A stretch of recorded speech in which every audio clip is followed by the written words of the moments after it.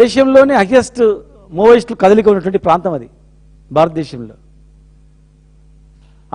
అలాంటి ప్లేస్లో పనిచేస్తారు. అంటే మీరు ఆయనను భద్రత తీసేసి ఆయన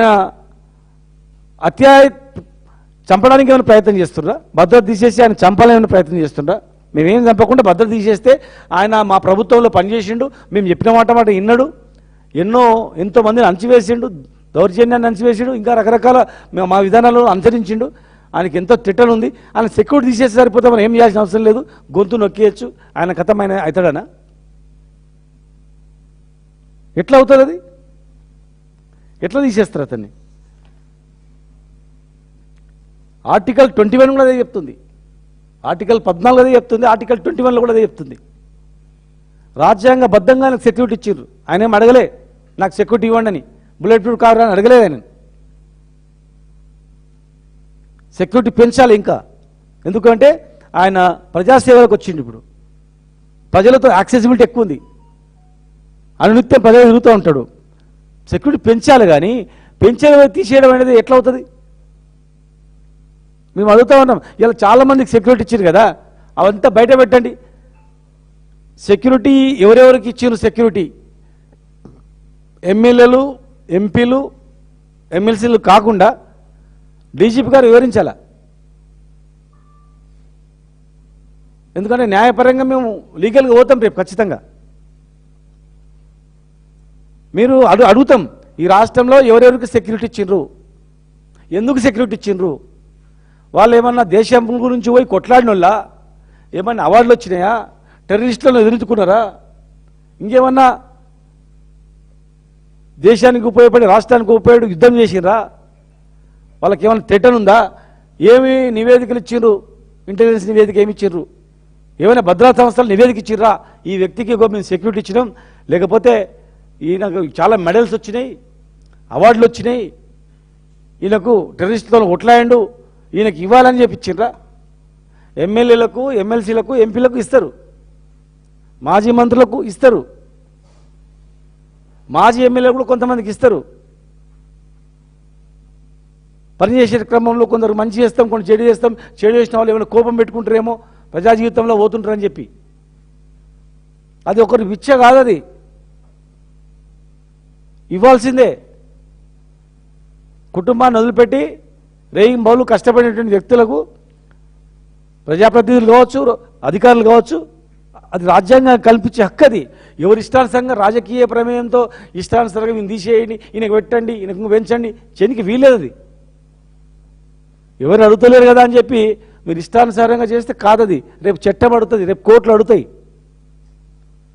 కోర్టులకు సమాధానం చెప్పాల్సి వస్తుంది.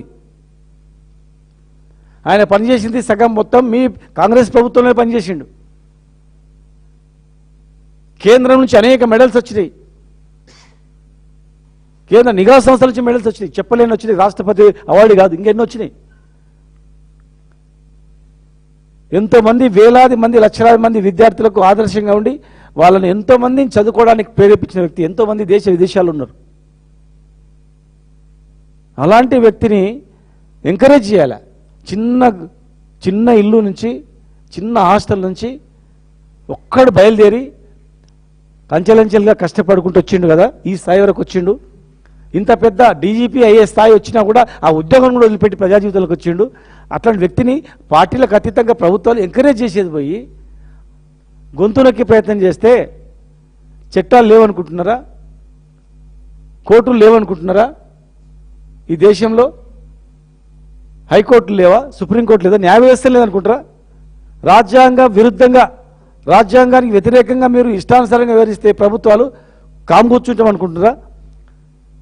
రేపు ఊహించుకోండి, రేపు మా ప్రభుత్వం వస్తుంది, 100% వస్తుంది, మూడోసారి ముఖ్యమంత్రి కేసీఆర్ అవుతాడు గ్యారంటీ. మరి మీకున్నటువంటి అందరి సెక్యూరిటీ పూర్తిగా తీసేసిన అనుకోండి, ఒక్క సెక్యూరిటీ కూడా ఇవ్వకుండా అందరు తీసేసిన అనుకోండి, ఊహించుకోండి. మరి మీరు చేసిన విద్య మేమే మళ్ళీ అమలు చేస్తే ఇవాళ ఎంతోమంది పొంగులేటి లాంటి వ్యక్తులు కావచ్చు, మంత్రులు, ఇంకా చాలామంది మంత్రులు అనేక మంది భూములు గుంజుకుంటారని, మా ఆస్తులు గుంజుకుంటారని ఎంతో వివాదాలు ఉన్నాయి. ఒక ఎకరం కాదు, ఒక గజం పొలం కాడ కొట్టుకొని నెత్తులు కొట్టుకుని సాగుకొట్టి చచ్చిపోయినటువంటి వందల వేల కేసులు ఉన్నాయి. ఒక ఆస్తి నష్టం జరిగితే పగబట్టే చరిత్రలు చాలా ఉన్నాయి. మరి అలా వందల వేల మంది మా భూములు గుంజుకున్నారు, మాకు ఆస్తి నష్టం చేసిర్రు, కచ్చగట్టిర్రు అని చెప్పి బలవంతంగా రిజిస్ట్రేషన్ చేయించుకున్నారని. మరి వాళ్ళందరూ కూడా మీకు ఒక్క సెక్యూరిటీ లేకుండా తీసేస్తే మీరు భవిష్యత్తులో ఊర్లలో పోండి తిరగలుగుతారా, బయట తిరగలుగుతారా, మీ ఇంట్లో ఉండగలుగుతారా? మీ ఇంట్లో ఉండగలుగుతారా చెప్పండి? ఒక్క సెక్యూరిటీ లేకుండా తీసేస్తే వెంటబడి తరుపుతారు, పాతాళలోకం తొక్కేస్తారు. ఇవాళ రేపు చూస్తున్నాం, ఒక చిన్న ఆస్తి తగాదా వల్ల తండ్రి సంపాదించిన ఆస్తిలో అన్నదమ్ములు కొట్లాడుకొని వస్తున్నారు. ఇలా మీరు ఎన్ని అరాచకాలు చేస్తారు చూస్తుంది అనుకుంటారా? మంత్రులు ఎంతమంది ఎన్ని అరాచకాలు చేస్తున్నారు ఊహించుకోండి. మీరు మంత్రులు మౌనంగా ఉండి ఇలాంటి దానికి ప్రోత్సహిస్తే రేపు జరగబోయేది ఊహించుకోండి, బరాబర్ అవుతుంది, గుర్తుపెట్టుకోండి. మళ్ళీ ఖచ్చితంగా ఇది జరుగుతుంది. అది మీరు ఎవరు ఆపలేరు. ప్రజల అభిప్రాయాలను మీరు ఎవరు ఆపలేరు. దాన్ని ప్రభుత్వం ఉంది కాదని ఎవరైనా విరోధిస్తే రేపు భవిష్యత్తులో చాలా బాధపడాల్సి వస్తుంది. ఏదో ఆర్ఎస్ రవికుమార్ గారు సెక్యూరిటీగా అనొచ్చు,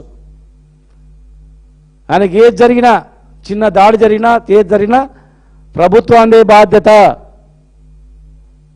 రాష్ట్ర డీజీపీ గారిదే బాధ్యత, ఇంటెలిజెన్స్ ఐజీ గారిదే బాధ్యత. వాళ్ళే సమాధానం చెప్పాలి రాష్ట్ర ప్రజలకు కోర్టులో. ఓరల్ రిస్ట్రిక్షన్ జరగదు. నిజంగా మీకు తీయాలనుకుంటే నోటీస్ ఇవ్వండి, రిప్లై అడగండి, కోర్టులో చెప్పండి, మాదే బాధ్యత. ఆర్ఎస్ ప్రవీణ్ కుమార్ గారికి ఏమైనా జరిగితే ప్రభుత్వాందే బాధ్యత, అధికారులది మాదే బాధ్యత అని చెప్పి మీరు హామీ ఇచ్చి విరమించండి. అంతేగాని ఇష్టానుసారంగా చేస్తే కాదు. అయినా ఐఏఎస్ ఐపీఎస్ అధికారుల సంఘం ఉందండి. మరి ఐపీఎస్ అధికారుల సంఘం ఏం చేస్తుంది? ఏం చేస్తున్నట్ల? ఈయనతో పాటు మిగతా ఈయనను అడ్డం పెట్టుకొని ఈయన ఒక్కని తీస్తే బాగుండదని ఇంకా ముగ్గురు రోజులు తీస్తున్నారు అనుకోండి. రేపు మరి మీరు మంచిగా పనిచేయగలుగుతారా? ఏ పోలీస్ అధికారి కానీ సమర్థవంతంగా పనిచేయాలంటే నా జీవితకాలం నాకు, నా కుటుంబానికి ఈ ప్రభుత్వాలు, ఏ ప్రభుత్వాలు మారినా కానీ ఆ ప్రభుత్వం అయితే నాకు రక్షణ కల్పిస్తుందని ఎప్పుడైతే నమ్మకం కలుగుతుందో అప్పుడు మాత్రమే ఆ అధికారి మంచిగా పనిచేయగలుగుతాడు. లేకపోతే రేపు ఎవడు పనిచేయడు, ఏ ప్రభుత్వ విధానాలు పనిచేయవు. ఎక్కడ మాఫియా వచ్చినా ఎవడు పట్టించుకోడు, దొంగతనాలు జరిగినా ఎవడు పట్టించుకోడు, దోపిడీ జరిగినా ఎవడు పట్టించుకోడు. ఏమన్నా కానీ పోయి మా పిల్లలు మేము ఉండాలి, రిటైర్డ్ అయిన తర్వాత మళ్ళీ మా ఎమ్మడి పడుతున్నాడు అనుకుంటారు. కనుక ఇది మంచి ఆలోచన కాదు. చాలామందికి ఇంకా పేర్లు చెప్తే బాగుండదు, ప్రజలకు తెలుసు. అవసరం ఉన్నా లేకపోయినా ఎవరికంటే వానికి ఇచ్చిర్రు అంతే, ఏదో ఫ్యాషన్గా. ఓ నువ్వు అనా నాకు సెక్యూరిటీ కాదు సార్ అంటే ఓ ఇద్దరు పెట్టుకోపో, అనా ముగ్గురు పెట్టుకోపో. ఇద్దరు లావు లావుటోళ్ళు కావాలి, మంచి సఫారీ వేసుకొని తీసుకో.